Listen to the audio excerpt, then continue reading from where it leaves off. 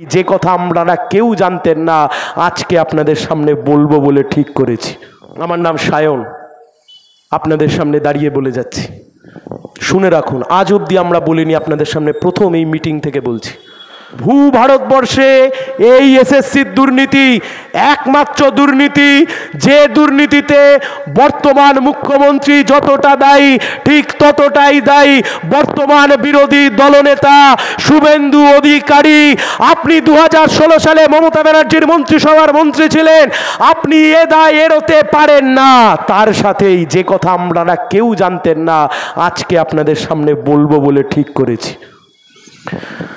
SSC চাকরি চুরি হওয়ার পর 2016 সালে, শুনে রাখুন, আজ অবধি আমরা বলিনি, আপনাদের সামনে প্রথম এই মিটিং থেকে বলছি। এসএসসি চাকরি চুরি হওয়ার পরবর্তী সময়তে 2016 সালে প্রথম যে মামলাটা হয়েছিল, এই যে রায় বেরিয়েছে দেখবেন, প্রথম যে মামলাটা বৈশাখী ম্যাডাম বলে একজন মামলা করেছিলেন, 2016 সালের মামলা।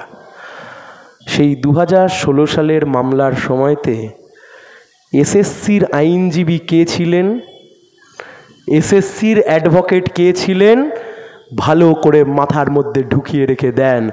আজকে যে বিচারপতিকে নিয়ে খুব নাচানাচি হচ্ছে, এই বিচারপতি 2016 সালে এসএসসির আইনজীবী ছিলেন। যেদিনকে বিকাশ রঞ্জন ভট্টাচার্যরা এসএসসির বিরুদ্ধে মামলা করেছিল, এই শ্রীমানরা সেদিনকে আদালতে দাঁড়িয়ে এসএসসির হয়ে সওয়াল করেছিলেন। কারুর মনে যদি সন্দেহ থাকে আসুন আমি আপনাদেরকে অর্ডার কপি দেখিয়ে দেব।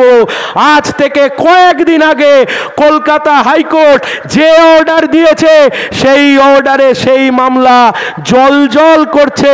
আজকে আপনাদেরকে দেখালাম, কয়েকদিন পর থেকে গোটা রাজ্যে আমাদের নেতারা যেখানে যেখানে যাবেন এই চিত্র তুলে ধরে গোটা বাংলার মানুষের সামনে আমরা দেখাবো যে আজকের যে বিচারপতি যিনি সব ক্ষীর খেতে চাইছেন, তিনি আসলে সেদিনকে এসএসসির আইনজীবী ছিলেন, এসএসসির হয়ে তিনি ওকালতি করতে এসেছিলেন।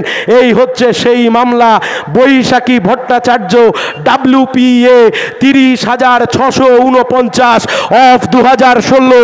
এই সময়তে যিনি আইনজীবী ছিলেন তিনি আর অন্য কেউ নন, এই সময়ের আইনজীবীর নাম অভিজিৎ গাঙ্গুলি, আজকে বিজেপির প্রার্থী।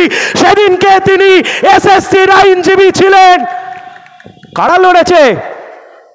ফাঁকা আওয়াজ দিলে হবে? কারা লড়েছে? আমরা লড়েছি। কারা লড়েছে? বিকাশ রঞ্জন ভট্টাচার্য লড়েছে। কারা লড়েছে? বামপন্থীরা লড়েছে। কারা লড়েছে?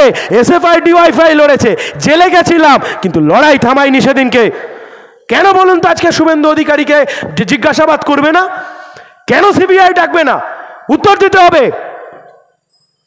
মমতা বন্দ্যোপাধ্যায় এরকমই 2019 সালের ভোটের সময়তে প্রেস ক্লাবের সামনে গিয়েছিলেন, সেখানে যে ধর্না টর্না চলছিল সেই সময়তে কি বলেছিলেন মমতা বন্দ্যোপাধ্যায়?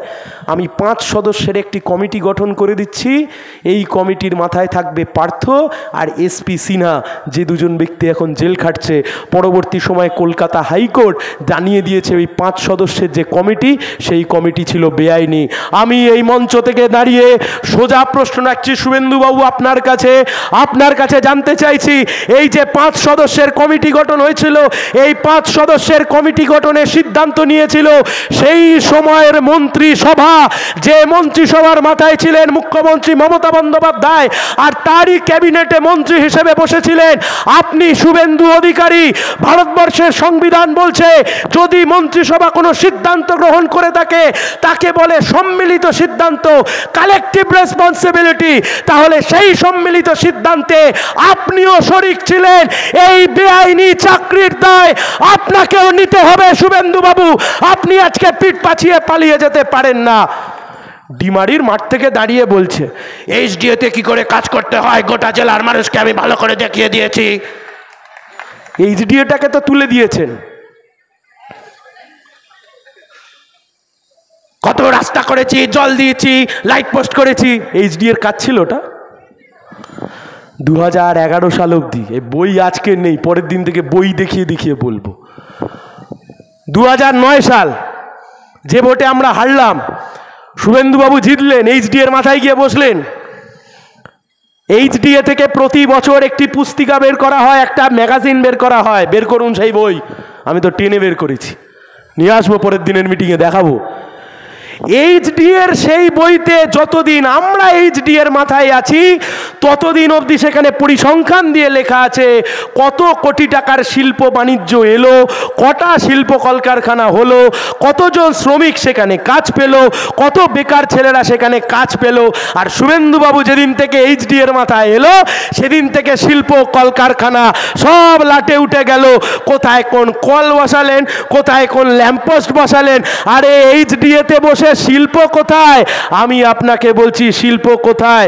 এ তো লিখে এনেছি শুভেন্দুবাবু, উত্তর দিন। গোটা বাংলার মানুষ জানতে চাইছে আজকে, এই হলদিয়ার মানুষ জানতে চাইছে, তমলুকের মানুষ জানতে চাইছে, গোটা রাজ্যের মানুষ জানতে চাইছে। আমি আপনাদের সামনে তালিকা তুলে ধরছি। এই শুভেন্দুবাবু এইচডিএতে যাওয়ার পর থেকে একের পর এক কলকারখানা লাটে উঠে গেছে। উড়াল ট্রাক কারখানা, রোহিত ফেরোটে, কেএসএ অয়েল, রেলের কোচ কারখানা, সফটওয়্যার টেকনোলজি, মিৎসুবিশি, এন্নারকোক, রুচি soya, modern India, city centre IT park, একের পর এক কলকারখানা শুভেন্দু অধিকারীর নেতৃত্বে এই তৃণমূলের আমলে হলদিয়া ছেড়ে পালিয়ে গেছে। আর আপনি আজকে সৎ সেজে গোটা এলাকার মানুষের সামনে বলছেন হলদিয়াতে আপনি শিল্পায়ন করবেন। কাঁচকলা শিল্প করার মুরদ আপনাদের নেই। আপনারা যা করতে পারেন তা আপনি শিল্প তাড়াতে পারেন। আপনার মুখ্যমন্ত্রী মমতা বন্দ্যোপাধ্যায় তিনি পশ্চিম বাংলা থেকে একের পর এক শিল্প তাড়িয়েছেন। আর আপনি শ্রীমান শুভেন্দু অধিকারী আপনি হলদিয়া থেকে শিল্প তাড়িয়েছেন। আপনি আর মমতা ব্যানার্জি 25 পয়সার এপিট আর ওপিট, একই কয়েনের এপিট আর ওপিট। যারা বাংলার মানুষের জন্য একটা কলকারখানা আনতে পারে না, কিন্তু বাংলা থেকে কলকারখানা তাড়িয়ে কেবলমাত্র নিজেদের সুখ ভোগ বিলাসিতায় ব্যস্ত থাকতে পারে। চাই না এমন মুখ্যমন্ত্রী, চাই না এমন বিরোধী দলনেতা। এদের বিরুদ্ধেই লড়াই। কিন্তু কোথায় যাবে বাড়ির ছেলেমেয়েরা? আমাদের বয়সী ছেলেমেয়েরা হলদিয়াতে গেছিলাম, এক মাছ ব্যবসায়ী বন্ধু পোনা মাছ নিয়ে বসে আছেন সামনে, ভর্তি আঁশ হাত। আবেগের সাথে এসে হাতটা ধরলো জড়িয়ে, বললো দাদা আমার হাতে আঁশ লেগে আছে, আপনি কিছু মনে করবেন না, আপনি আমার বয়সী বলে আমি আপনার কাছে এলাম। আমাকে আপনি বলবেন না, তুমি করে বলো। বললো কী হয়েছে? বললে আমি মাস্টার ডিগ্রি পাস করে আজকে মাছ বিক্রি করতে বসেছি, আমার ভাগ্যে এটা লেখা থাকার কথা ছিল না। আমিও তাকে বলে এসেছি ঠিক বন্ধু, তোমার ভাগ্যে সত্যি এটা লেখা ছিল না। পশ্চিমবাংলার ভাগ্যটা এত খারাপ হবে আমরা কেউ কোনো দিন কল্পনা পর্যন্ত করতে পারিনি। যাবেন একদিন হলদিয়াতে, বৃহস্পতিবার দেখে ওপারে নন্দীগ্রাম এপারে হলদিয়া জেটিঘাটে দাঁড়িয়ে থাকবেন, দেখবেন বড় বড় ব্যাগ কাঁধে করে নিয়ে আমাদের বয়সী ছেলেমেয়েরা নন্দীগ্রাম থেকে এপারে আসছে। জিজ্ঞাসা করবেন গিয়ে, ভুলে যান রাজনীতি এক মুহূর্তের জন্য, গিয়ে জিজ্ঞাসা করবেন ভাই কোথায় যাচ্ছ? কাঁদো কাঁদো মুখে উত্তর দেবে। কিছুক্ষণ পরে হলদিয়া স্টেশন থেকে দিল্লিগামী আনন্দ বিহার এক্সপ্রেস রওনা দেবে, আমি দিল্লিতে যাচ্ছি। একটিবার জিজ্ঞাসা করবেন ভাই দিল্লিতে কেন যাচ্ছ? সেই ভাই আপনার মুখের দিকে তাকিয়ে উত্তর দেবে হলদিয়াতে কাজ নেই, নন্দীগ্রামে কাজ নেই, পশ্চিমবাংলায় শিল্প নেই, কলকারখানা নেই। যে ছেলে মেয়েদের নিজের পরিবারের সাথে থেকে কাজ করার কথা ছিল সেই ছেলে মেয়ের আজকে বাইরে পরিযায়ী শ্রমিক হয়ে কাজ করতে যাচ্ছে। এই লড়াই যখন লড়তে নেমেছি, এই লড়াই কেবলমাত্র দোষারোপ করবার জন্য লড়তে নামেনি। পার্টি দায়িত্ব দিয়েছে, ভোটের দাঁড় করিয়েছে, বলেছে লড়ো আর নতুন প্রজন্মকে বলো কি স্বপ্ন তোমরা দেখাতে চাও। আর তাই জন্যেই গোটা তমলুক এলাকার কম বয়সী ছেলে মেয়েদেরকে স্বপ্ন দেখাতে নেমেছি। তোমাদেরকে বলছি ওই পরিযায়ী শ্রমিককে নিজের রাজ্যে ফেরোতে হবে, ওই পরিযায়ী শ্রমিককে নিজের পরিবারের কাছে ফিরিয়ে দিতে হবে, হলদিয়ার মুখে হাসি ফোটাতে হবে। হলদিয়া শিল্পাঞ্চল যদি আবার মাথা তুলে দাঁড়ায় তাহলে তমলুকের অর্থনীতি থেকে শুরু করে মহিষাদল, নন্দীগ্রাম, পাশে নন্দকুমার, আশপাশ কৃষিকাজ, শিল্প সব কিছুকে সাথে করে নিয়ে আমরা এগোবো। আর সেই কারণেই তো ওই হলদিয়া থেকে দাঁড়িয়েই সমস্ত রাজ্যের মানুষের কাছে বার্তা দিয়েছি, তমলুকের মানুষের কাছে বার্তা দিয়েছি, আর দেওয়ালে লিখে দিয়েছি, চায়ের দোকানে দাঁড়িয়ে বলে এসছি, সবাইকে বলছি আপনারাও শুনুন। এলাকার মানুষকে গিয়ে বলবেন বামপন্থীরা ভোটে লড়াই করছে কেবলমাত্র কে চোর কে ডাকাত তার জন্য নয়, বামপন্থীরা লড়াই করছে তার কারণ বামপন্থীরা সমাজ বদলের স্বপ্ন দেখে। সে স্বপ্ন অনেক বড় স্বপ্ন, কিন্তু আপাতত বেকার যুবকের হাতে যদি কাজ তুলে দিতে হয় তাহলে শিল্পায়ন ছাড়া বর্তমানে ভবিষ্যতে অন্য কিছু হতে পারে না। তাই জন্য আপনাদেরকে বলছি, আমার নাম সায়ন, আপনাদের সামনে দাঁড়িয়ে বলে যাচ্ছি জিতবে এবার সায়ন, হলদিয়ায় হবে আবার শিল্পায়ন, তমলুক লোকসভা জুড়ে হবে মানুষের উন্নয়ন।